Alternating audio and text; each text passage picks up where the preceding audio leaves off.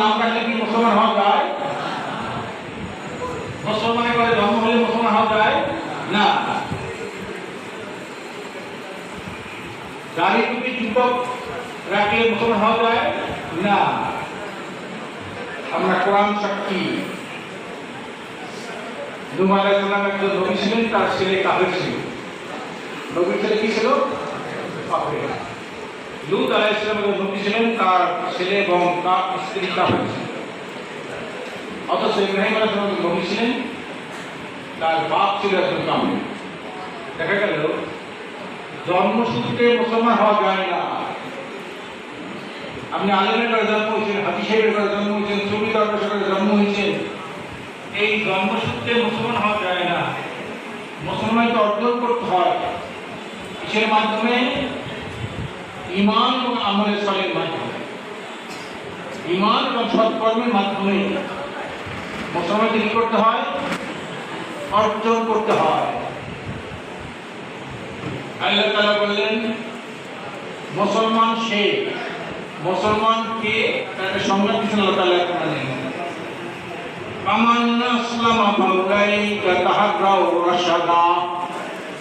মুসলমান সে যে সত্যকে খুঁজতে থাকে, সত্যকে খুঁজতে খুঁজতে সত্যটাকে গ্রহণ করে। আপনি যখন বাজারে যান, পচা মাছ কেনেন না তাজা মাছ কেনেন? তাজা মাছ। তরকারি যখন কিনতে যান, বাসি তরকারি না তাজা তরকারি? ডাক্তার যখন দেখাতে যান, ভালো ডাক্তার না খারাপ ডাক্তার দেখায়? উকিল যখন ডাক্তার মামলার জন্য, ভালো উকিল না খারাপ উকিল? ছাত্র যখন মাদ্রাসা পাবেন, ভালো মাদ্রাসা না খারাপ মাদ্রাসা? সব জায়গায় তো আমি ভালো করতে নাকি? সব জায়গায় ভালো করতেছি না? এই যুগে ভালো দল কোনটা, ভালো নেতা কোনটা, ভালো আদর্শ কোনটা, এটাও করতে পারে। এইখানে থেকে না খুশি, খালি মাথার তরকারি খুশি,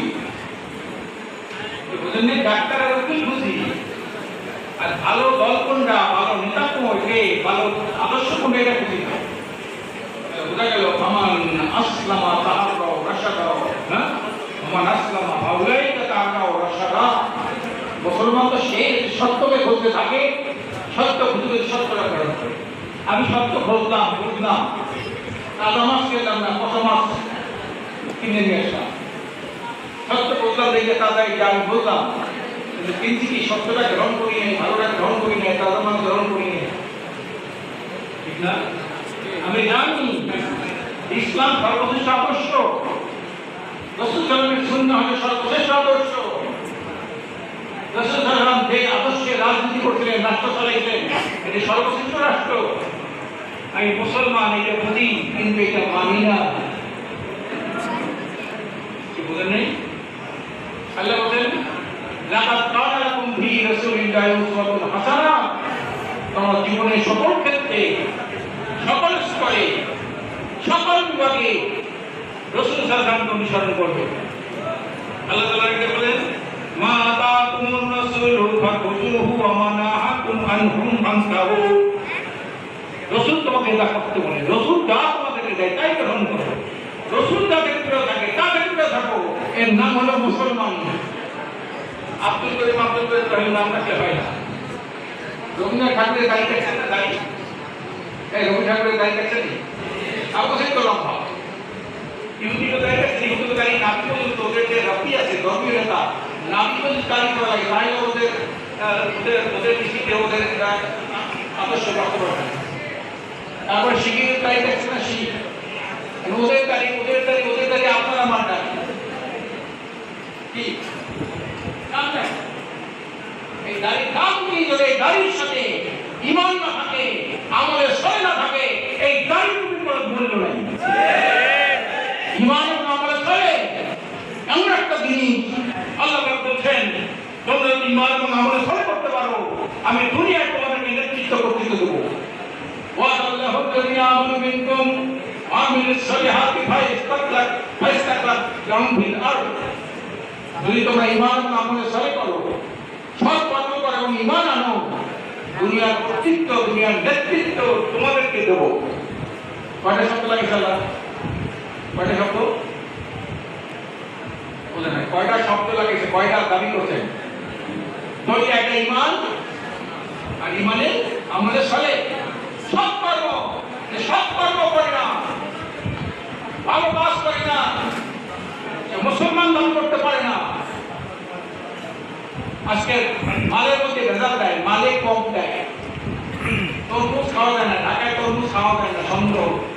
তরমুজের ওজন বাড়ানোর জন্য ওদের মধ্যে ইঞ্জেকশন লাল পানি দিয়ে ঢুকেই দেয়, ওজন বাড়ায়।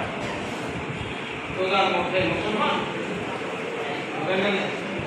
মাছের মধ্যে ফরমালিন দেয়, দুধের মধ্যে ফরমালিন দেয়, সমস্ত ফরমালিন দেয়, খাওয়া যায় না। কারা করে? খালি নাম রাখলে হয়তো মুসলমান।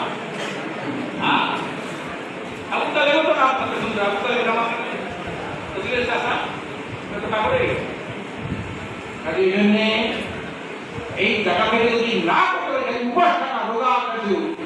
হ্যাঁ, রসুল্লাহ বলেন কিছু মানুষের কালকে আমাদের রোজা পালন করছে, এই যে লেখা থাকতে উপবাস, এই উপবাস থাকবে, রোজার থাকিটা থাকতে তার মধ্যে আসবে না।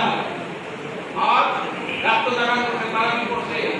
সেই রাত্র জাগান করছে, তার আমল একটা রাত্রি জাগা, উপবাস এবং রাত্রি জাগা তার আমল লেখা হবে। আগে যারা ইমানের আমলে সালে হিসাবে যারা ইমান এবং ইহতিসাব মানে কি? পর্যালোচনা করা যে আল্লাহ কেন রোজা ফরজ করলেন, রোজার তাৎপর্য কি, রোজার গুরুত্ব কি, এই হিসেব করে রোজা রাখেন। উপাস থাকছে, উপাস। কালকে আমাকে কিছু রোজাদারের আপনার নামে লেখা হবে কি? উপাস। চিল্লা রাখবে উপাস, রাত্রি জাগরণ, রাত্রি জাগরণ।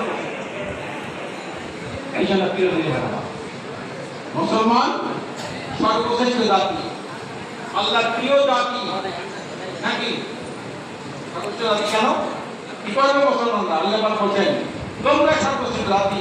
তিনটা কাজ মুসলমানের মৌলিক কাজ, তিনটা। কুনতুম খায়রা উম্মাতিন উখরিজাত লিন-নাস তা'মুরুনা বিল মা'রুফি ওয়া তানহাউনা আনিল মুনকার। তোমরা মানুষের কল্যাণ করবে। এক নম্বর কাম কি? মানুষের কল্যাণ করবে। যে মানুষকে মানুষের কল্যাণ করে না, যারা বেদাল মিশায়, মাপে কম দেয়, তারা কি মানুষের কল্যাণ করে না? কল্যাণ করে, অকল্যাণ করে। মদ আমদানি করে, মদ খায়, তারা কি কাজ করে? কল্যাণ না কল্যাণ? ঘুষ খায়, ঘুষ দেয়, তারা কল্যাণ না কল্যাণ? সুদ খায়, সুদ দেয়, কল্যাণ না কল্যাণ? আর কি কাজ করবে? সৎ কাজে আদেশ করবে, অসৎ কাজ করা অভ্যাস করবে। সৎ কাজ করা যে কাজটা আল্লাহ পাক বান্দার জন্য পছন্দ করে, বান্দার জন্য কি করেন? পছন্দ করেন। যে কাজ করলে পরে মানুষের জীবনে দুনিয়ার উন্নতি হয়, পরকালে জান্নাত হয়, তার নাম সৎ কাজ। আর যে কাজ করলে পরে মানুষের গুনাহ হয়, পাপ হয়, দুনিয়ার মানুষ ধ্বংস হয়ে যায়, পরকালে তার জন্য জাহান্নাম, সেটা হলো কি? অসৎ কাজ। বাংলাদেশ শতকরা 92 জন মুসলমান হয়েছে। কয়জন? 100 মধ্যে কয়জন মুসলমান? 92 জন। প্রায় 3.5 লক্ষ মসজিদ বাংলাদেশে। কত মসজিদ? 3.5 লক্ষ মসজিদ। 70,000 ছোট বড় মাদ্রাসা, 70,000। 25 থেকে 30 লক্ষ আলেম ওলামা বাংলাদেশে। 5,000 খানকা হিসেবে আছে বাংলাদেশে। তাদের পরে সবচেয়ে বৃহত্তম সম্মেলন টঙ্গীর ময়দানে, ফাল্গুনের চরমানের মাহফিল। কি বলেন? ঠিক না? এই দেশে সৎ কাজ বেশি না অসৎ কাজ বেশি? অসৎ কাজ বেশি। কি কাজ বেশি? অসৎ কাজ বেশি। কেন? দুর্নীতিতে 5 বিশ্ব চ্যাম্পিয়ন হয়ে গেছে। ব্যাপারটা গর্বের কথা। মুসলমান ভাইরা বলি না, আলেম অভাব নাই, পীর মাশায়েখের অভাব নাই, ওয়াজ নসিহতের অভাব নাই, এর মধ্যে দুর্নীতিতে 5 বিশ্ব চ্যাম্পিয়ন। কয়বার? পত্রিকা এসেছে দেশের শতকরা 97 জন এমপি দুর্নীতিতে আখণ্ডনীয় হচ্ছে। শতকরা 16 কাদের 12 নাই থাকে। পত্রিকা এসেছে কেন? এত মসজিদ করতেছে, মাদ্রাসা করতেছে, আলেম করতেছে, ওয়াজ করতেছে, দাড়ি করতেছে, অসৎ কাজ বেশি কেন? পাপের কাজ বেশি কেন? এটা চিন্তার বিষয় না? চিন্তার বিষয় না?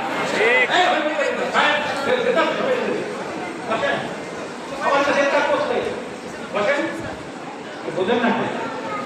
এই মসজিদ পালে অসৎ কাজ প্রমাণ কথা, মুসলিম পালে অসৎ কাজ প্রমাণ কথা। কেন কেন অসৎ কাজ বাড়ি কেন? ওসমান রাদিয়াল্লাহু তাআলা রাসূল করিম সাল্লাল্লাহু আলাইহি জামাই এবং তৃতীয় খলিফা ছিল তিনি একটা কথা বলেছেন কি, ইন্নাল্লাহ ইয়াদু বিস-সুলতান মা লা ইয়াদু বিল-কুরআন। কোরআন দ্বারা অসৎকাজ বন্ধ হয় না, কোরআনের বয়ান দ্বারা, কোরআনের শিক্ষা দ্বারা, কোরআনের আলোচনা দ্বারা যে অসৎকাজ বন্ধ হয় না, অসৎকাজ বন্ধ হইতে পারে কোরআনী শাসনের মাধ্যমে। এদেশে কোরআন তিলাওয়াত আছে, হ্যাঁ কোরআনের তাফসীর আছে, কোরআনের বয়ান আছে, কোরআন শিক্ষা আছে, কিন্তু কোরআনের শাসন না থাকার কারণে আজকে তৃতীয় বৃহত্তম মুসলিম দেশে, হ্যাঁ মুসলমানের দেশে আজকে ইসলাম পরাজিত, আজকে মুসলমানের ইসলামে সবচেয়ে বেশি বিরোধিতা করে।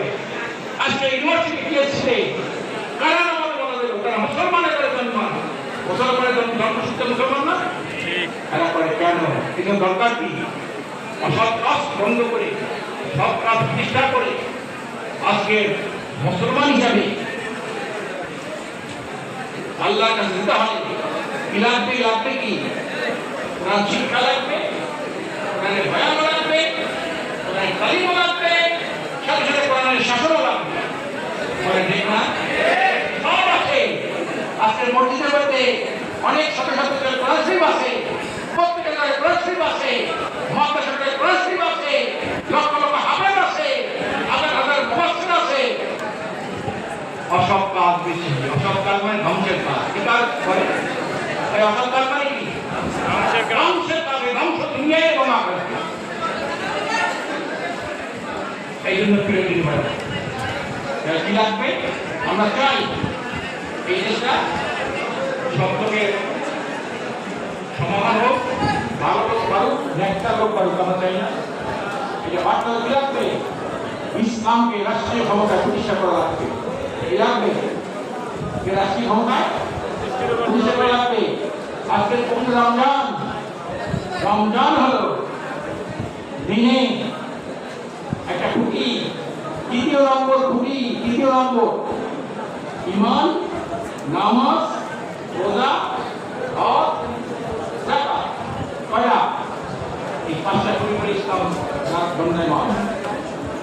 রোজা রাখলো না, একটা খুঁটি নষ্ট করে ধরল। নামাজ পড়লো না, একটা খুঁটি নষ্ট করে ধরল।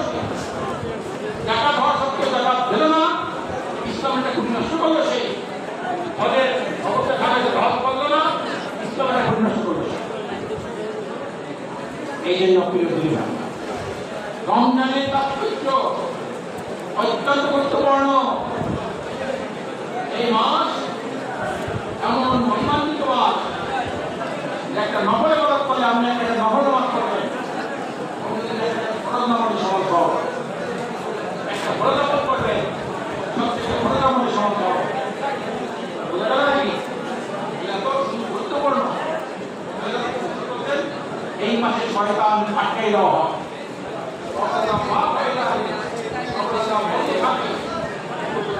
কেন? রমজান রোজা থাকে, রোজাতে আল্লাহ একটা গুণের কথা বলেছেন, এটা গুণের কথা, যে গুণ অর্জন করলে এটা মানুষ শ্রেষ্ঠ মানুষে পরিণত হয়, যে গুণটা একটা সমাজে থাকলে একটা আদর্শ সমাজে পরিণত হয়, যে গুণটা থাকলে একটা রাষ্ট্রে একটা উন্নত রাষ্ট্রে পরিণত হয়, সেই গুণটার নাম হলো কি? তাকওয়া। সেই গুণটার নাম কি? তাকওয়া। তাকওয়া। ইয়া আইয়ুহাল্লাযীনা আমানু কুতিবা আলাইকুমুস সিয়াম কুতিবা আলাইকুমুস সিয়াম কামা কুতিবা আলাল্লাযীনা মিন ক্বাবলিকুম লাআল্লাকুম তাত্তাকুন। তোমাদের রোজা ফরজ করা হয়েছে, যেমন করতে তোমাদের। আর রোজা কি শিখায় তোমাদের? তাকওয়া, আল্লাহর ভয়। আল্লাহর ভয় মানে কি? আল্লাহ একটা করতে বলছেন সেটা করা, করতে নিষেধ করছে সেটা না করা। আল্লাহ তাআলা কোরআনে বলেন, যারা জানি যারা জানি না, যারা আলেম যারা আলেম না, তারা সমান। আলেমরাই একমাত্র আল্লাহকে ভয় করে, তারা জানি আল্লাহ তাকে করতে বলছেন, এটা করতে নিষেধ করেছেন। বলে নেই। এই জন্যে আলেম আর মৌলিক কোরআনের শিক্ষাটা গ্রহণ করাটা প্রত্যেক মুসলমান। মুসলমান কখনো মূর্খ থাকতে পারে না।